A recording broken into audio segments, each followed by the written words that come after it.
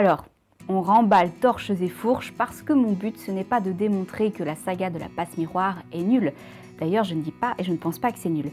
Non, je vais juste essayer de comprendre pourquoi cette saga qui a touché beaucoup de lecteurs et de lectrices de mon âge ne m'a pas vraiment marquée, voire m'a extrêmement frustrée. Avant toute chose, il faut savoir que je l'ai découverte très en retard, assez peu de temps avant la sortie du 4e et dernier tome. Je l'ai commencé dans un moment de boulimie de lecture où j'avais faim, mais alors une bonne grosse dalle de vraie fantaisie qui tâche avec l'univers développé, les personnages attachants, les intrigues entremêlées et le tutti quanti. Je connaissais la passe-miroir que d'assez loin et la seule vraie info que j'avais pu lire tenait sur un panneau publicitaire dans le métro qui disait « J'ai rangé la passe-miroir sur la même étagère que Harry Potter ». Donc, si on en croyait cette pub, c'était exactement ce qu'il me fallait. Mais alors, de quoi ça parle la passe-miroir ? On se retrouve dans un monde qui a explosé en 1000 morceaux il y a longtemps à cause d'un cataclysme appelé la déchirure. Depuis, ce monde se compose d'arches, des morceaux de terre flottant dans une mer de nuages, gouvernés par des êtres immortels voire divins, appelés les esprits de famille. Et chaque esprit de famille transmet un don particulier à ses descendants sur chaque arche. Sur l'arche d'Anima où les objets ont une âme, on suit Ophélie qui est une liseuse, c'est-à-dire qu'elle peut lire le passé des objets en les touchant et qui est également une passe-miroir, ce qui veut dire qu'elle peut voyager entre les miroirs. Réservée, timide, solitaire, elle se retrouve promise au dur, froid et impassible Thorn, un habitant de l'Arche du Pôle, dans un mariage arrangé qui ne les ravit ni l'un ni l'autre, mais auquel ils ne peuvent se soustraire sous peine de bannissement. Je vais commencer par le vrai bon point indéniable, le style d'écriture. C'est en lisant les toutes premières phrases du premier tome en librairie que je me suis décidée à me lancer. La plume de Christelle Dabos donne des couleurs, de la chaleur, des sensations et de la vérité. On se représente tout de suite les environnements, les décors et les looks inspirés steampunk des personnages, ce qui nous permet de très vite les identifier et les reconnaître. Il y a aussi quelques touches d'humour qui rend le tout très crédible et vivant et c'est cette plume qui m'a rendu la lecture vraiment très agréable. Pareil pour les dialogues, au langage soutenu mais naturel, qui sont toujours très bien rythmés. C'est en fait une plume qu'on pourrait dire très addictive et qui donne très faim, mais qui ne comble pas toujours cette faim. L'autre chose que j'ai entendue très vite, tout le temps et de la part de tout le monde en commençant à m'informer sur la passe-miroir, c'est « Mon Dieu, ce monde est très original, je n'ai jamais vu ça ».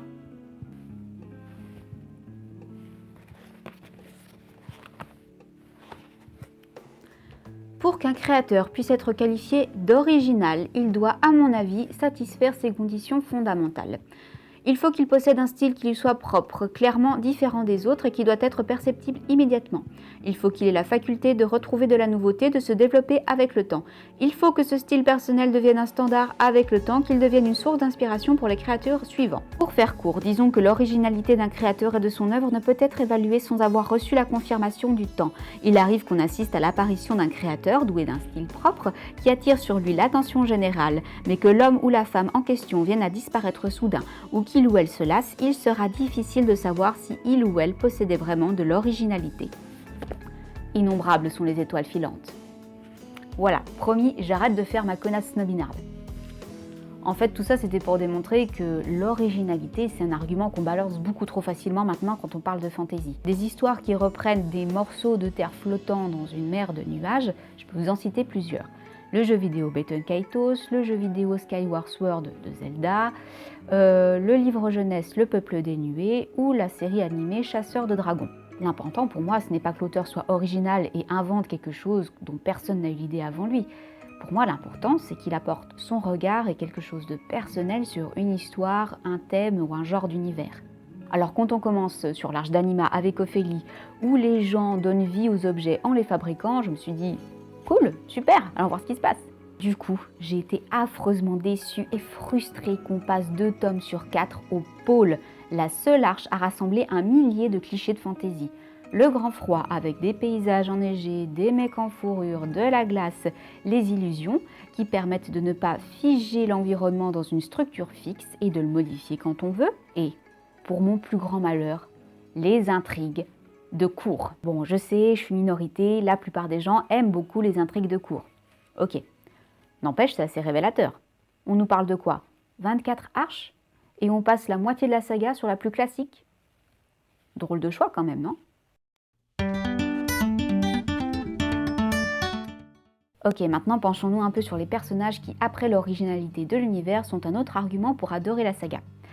À propos d'Ophélie, j'ai entendu pas mal de lecteurs dire qu'ils appréciaient qu'elle change de l'image de la femme très belle, que c'était un personnage humain normal sans super pouvoir auquel on pouvait s'identifier. Elle est comme moi, j'ai même entendu dire certaines lectrices. J'aimerais m'arrêter 2 secondes sur le délire de l'identification. Je veux bien qu'on ait envie de s'identifier à des principes moraux, à des idées, à des réflexions des personnages dans les livres et les films. Mais physiquement, vraiment, personnellement, j'ai pas très envie de suivre les aventures d'une fille qui me ressemble physiquement.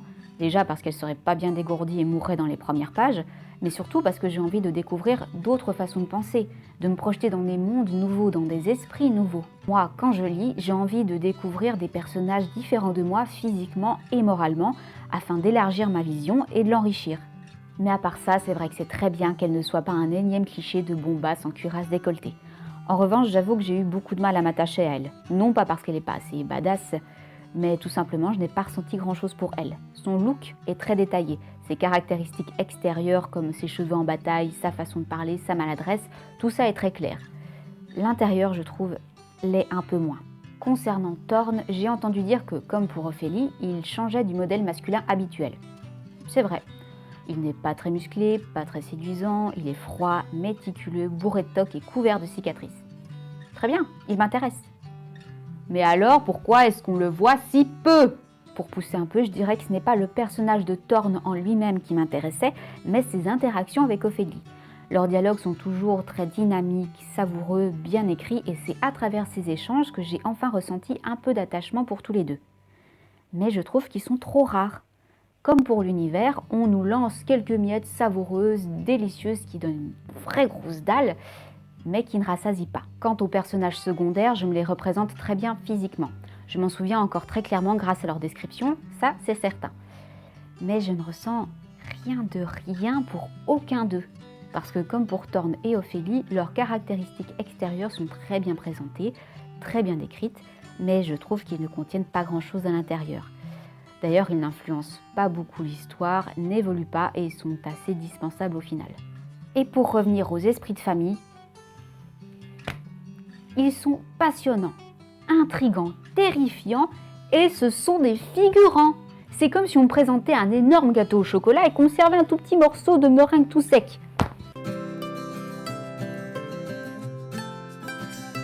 Et maintenant, comment s'articule l'intrigue autour de tout ça? Je suis mi-figue, mi-raisin, comme on dit. Attention, il y a certains éléments très bien amenés, par exemple comme les échos. Ils sont distillés tout au long des 3 premiers tomes, les personnages en parlent entre eux et expliquent de quoi il s'agit. On en aperçoit grâce à des passages à la radio ou sur des photos. Bref, on les garde à l'esprit sans penser qu'ils sont importants. Parfait. Ce qui est un peu plus mal géré, en revanche, c'est l'histoire de la corne d'abondance. Il s'agit de l'objectif principal du dernier tome, c'est-à-dire de l'objectif essentiel au dénouement de la saga, et on en entend parler seulement dans ce 4e tome. Il aurait été plus judicieux, par exemple, de l'évoquer avant, même à travers des légendes, des passages dans des livres, des discussions entre personnages secondaires. Là, ça sort de nulle part et on n'a pas le temps de s'inquiéter, de s'interroger, de se sentir investi dans cette quête un peu trop tardive. Du coup, ça n'a créé aucune attente ni aucun enjeu, en tout cas chez moi. En ce qui concerne les intrigues internes à chaque tome, ça m'a laissé pas mal indifférente. Je ne dis pas qu'elles ne sont pas bien menées. Mon problème, c'est plutôt qu'elles n'influencent pas vraiment l'enjeu principal, qu'elles servent souvent de leurre qui nous éloigne de cet enjeu plutôt que de le complexifier et de l'enrichir. Moi, j'étais là, en toute innocence, je demandais rien à personne et bam! Ce passage arrive, ce fameux passage où Thorn dit à Ophélie « Je commence à m'habituer à vous ». Et où elle pense « Non, non, il n'avait pas le droit de tomber amoureux d'elle ». Ils se sont croisés 4 fois dans tout le premier tome. Ils se sont parlé 2 fois, elle en marmonnant, lui sans la regarder. À quel moment il a eu l'occasion de s'habituer à elle? Je me suis sentie laissée en dehors parce qu'on ne m'a pas laissé voir cette évolution. Qu'Ophélie ne le voit pas, c'est une chose. Que le lecteur ne le voit pas parce que Thorn et elle ne se sont presque jamais parlé, c'est un problème. La fameuse conclusion qui a tant divisé les fans. Pour ma part, je l'ai trouvée intéressante. Dans les combats de fin, on effleure presque les moments grandioses que j'espérais, même si tout est trop compressé, condensé et arrive un peu trop tard, notamment l'ennemi ultime qu'on n'a pas le temps de trouver menaçant. J'étais évidemment très déçue que les esprits de famille, pourtant directement concernés par ce dénouement, ne s'impliquent pas directement dans sa résolution. Je trouve en effet cette fin déséquilibrée et j'ai un sentiment mitigé comme beaucoup d'autres lecteurs. Mais je n'ai pas été déstabilisée par sa structure ni déçue, sans doute parce que les précédents tomes ne m'ont pas transportée comme certains fans. Pour moi, ce 4e tome ne tranche pas, et il n'est pas moins bon que les autres. En fait, je trouve qu'il est une continuité logique des autres. Comme tous les précédents, il promet beaucoup de choses alléchantes, et il ne va pas tout à fait au bout. C'est quoi mon problème avec la passe-miroir ? Pour le comprendre, je vais revenir sur cette fameuse pub qui faisait un parallèle avec Harry Potter. Vous allez dire que je suis une fan offensée qui ne supporte pas qu'on compare son doudou d'enfance avec d'autres livres. Ce n'est pas le cas. En fait, je comprends pourquoi cette pub a fait ce parallèle. Il y a bien sûr cette manie en France de crier au nouveau Harry Potter dès qu'un auteur francophone écrit de la fantasy. On nous avait fait le coup avec Tara Duncan qui est heureusement tombée dans l'oubli. Les moins de 20 ans ne peuvent pas connaître. Mais il y a aussi le fait que la saga promet dès le départ des parfums, des sensations qui réussissent presque à imiter ce qu'on aime et ce qu'on recherche dans Harry Potter et les sagas du même genre. Une multitude de personnages colorés et marquants, un univers riche et bien développé, des mystères entremêlés et un héros principal attachant qui n'est pas puissant au départ. Mais pour moi, la recette n'a pas fonctionné. Les personnages ne m'ont pas marqué, manquaient de profondeur et d'implication dans l'histoire. Le monde est passionnant, mais en grande partie éludé et pas très bien exploité. L'héroïne principale n'est pas très attachante, n'agit pas beaucoup et se laisse une grande partie de l'histoire ballottée par les événements. Bref, tout ça, finalement, se part de jolis atours, mais sonne un peu creux. Alors, est-ce que mon vrai problème, ce ne serait pas plutôt que j'ai vieilli ? Est-ce que je n'ai pas lu trop de fantaisie pour me laisser transporter dans cet univers ? Est-ce que je n'ai pas perdu une part d'émerveillement ? Parce que La Passe-Miroir est sortie chez Gallimard Jeunesse. Est-ce que j'ai perdu une part d'enfance ? J'aurais peut-être fini par le croire s'il n'y avait pas eu ces 2 petits contre-exemples. Shadowscent, un récit de fantasy jeunesse young adulte qui se déroule dans un univers aux couleurs d'Orient où les parfums représentent une grande richesse. Je me suis plongée sans a priori dans cet univers, j'ai adoré les descriptions des odeurs et des sensations, je me suis beaucoup attachée aux 2 personnages qui pour le coup interagissent énormément et je ne suis pas sortie frustrée de ce récit qui a tenu toutes ses promesses, même si elles étaient un peu plus modestes, c'est vrai. Les chroniques des rivages de l'Ouest de Ursula Le Guin, dont les couvertures sont parfaitement dégueulasses. Ursula Le Guin a le don pour cette trilogie, comme pour Terre-Mère, qui est un classique, de prendre des éléments basiques de fantaisie, mais de les écrire d'une façon si rafraîchissante, si profonde, si sensible, qu'on a l'impression d'explorer un nouveau monde. Et pour le coup, ces mondes à elle sont vraiment palpables, tout comme ces personnages, tout comme ces intrigues, qui même si elles sont plus simples et moins alambiquées, sont très crédibles et captivantes. En bref, La Passe-Miroir avait tout pour me plaire. Un immense terrain de jeu, une mythologie complexe, une histoire fascinante. Tout ça s'est un peu perdu dans une gestion un peu maladroite de l'intrigue et dans un point de vue trop limité. Mais tout ceci n'est pas très grave et ne concerne que moi. Je suis très heureuse que de jeunes lecteurs découvrent la fantaisie et les littératures de l'imaginaire grâce à cette saga. Je suis très heureuse aussi que des lecteurs émérites aient des étoiles plein les yeux en y pensant. Merci à l'auteur d'avoir imposé une saga de fantasy comme référence dans un pays qui boude encore ce genre pourtant intemporel et universel. Merci d'y avoir mis autant de cœur, de passion et de sincérité. Merci de l'avoir écrite avec autant de soin, avec une plume si plaisante, fluide et captivante.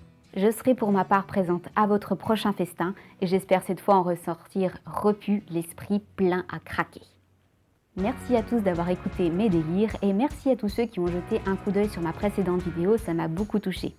N'hésitez pas à vous manifester, fan de La Passe-Miroir, et à me partager vos sentiments sur cette saga, quels qu'ils soient, à la défendre bec et ongle ou à exprimer ce qui vous a déçu, en toute bienveillance bien sûr. Paix sur le monde et à la prochaine!